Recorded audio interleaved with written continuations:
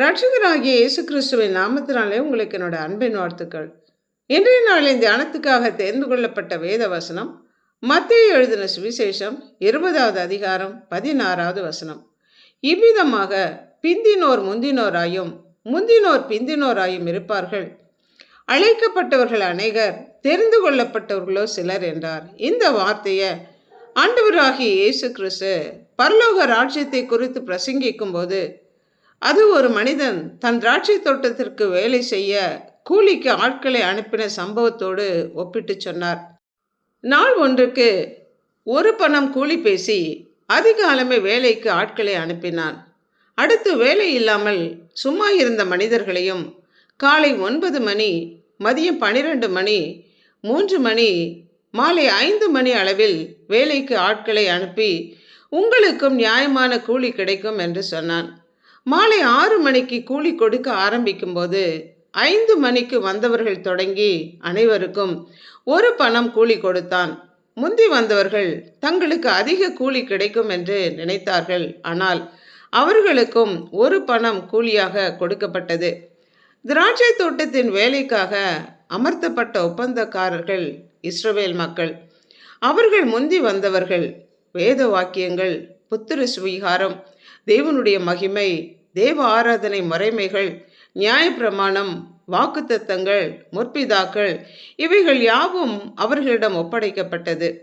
பிந்தி வந்தவர்களாகிய கிறிஸ்துவுக்கு தூரமாய் இருந்த புறஜாதிகளான நம்மை, அந்நியராக இருந்த நம்மை, தேவனுடைய கோபாக்கினின் பிள்ளைகளாக இருந்த நம்மை ஆண்டவராகிய இயேசு கிறிஸ்துவின் இரத்தத்தினாலே பாவமர கழுவி பிதாவாகிய தேவனோடு கூட நம்மை ஒப்புரவாக்கி அந்த பரலோக ராஜ்யத்தின் பாக்கியத்துக்குள்ளே பிரவேசிக்கக்கூடிய அந்த ஸ்லாக்கியத்தை தேவன் நமக்கு கொடுத்திருக்கிறார்.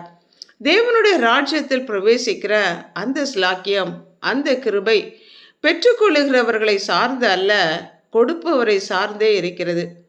நம்முடைய பிதாவாகிய தேவன் அவர் தயாள குணமுள்ள தேவன்.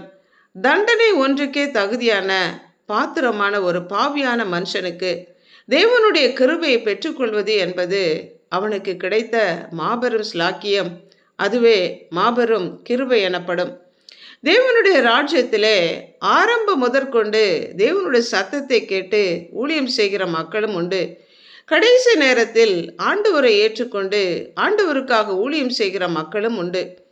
எல்லாருக்கும் நித்திய ஜீவனை அருளி அவருடைய ராஜ்யத்திலே ஊழியம் செய்கிற ஒவ்வொருவருக்கும் ஏற்ற பலனை தேவன் கொடுக்கிறார். தேவனுடைய ராஜ்யம் என்கிற திராட்சை தோட்டத்தில் நுழைந்து அவருடைய திராட்சை தோட்டத்தில் வேலை செய்கிற அனுபவம் உண்டா? யோசித்து பார்ப்போம். ஜெபிப்போம். இரக்கமும் மனதுருக்கமும் உள்ளவரே, எங்களை படைத்தவரே, நீர் எங்களுக்கு கொடுத்திருக்கிற இந்த வெளியேற பெற்ற ரட்சிப்புக்காக, நித்திய ஜீவனுக்காக, பரலோக பாக்கியத்துக்காக நன்றி செலுத்துகிறோம். பிந்தி வந்தவர்களுக்கும் முந்தி வந்தவர்களுக்கும் அதை அருளி செய்கிற தாவிற்காக நன்றி. நீர் எங்களுக்கு கொடுத்திருக்கிற இந்த கிருபையை நாங்கள் ஒவ்வொருவரும் பெற்றுக்கொள்ளத்தக்கதாகவும், இதை அலட்சியம் பண்ணாதபடி இந்த அழைப்பை நாங்கள் ஏற்றுக்கொண்டு உம்முடைய ராஜ்யத்துக்குள் பிரவேசிக்கவும், அந்த ராஜ்யத்திலே உமக்காக உழைக்கத்தக்கதான ஊழியம் செய்யத்தக்கதான கிருபை தரும்படியாய் உம்முடைய கரங்களுக்குள்ளாக எங்கள் ஒவ்வொருவரையும் அர்ப்பணித்து ஜெபிக்கிறோம். இயேசு கிறிஸ்துவின் நாமத்தினால் ஜெபிக்கிறோம் பிதாவே. ஆமென்.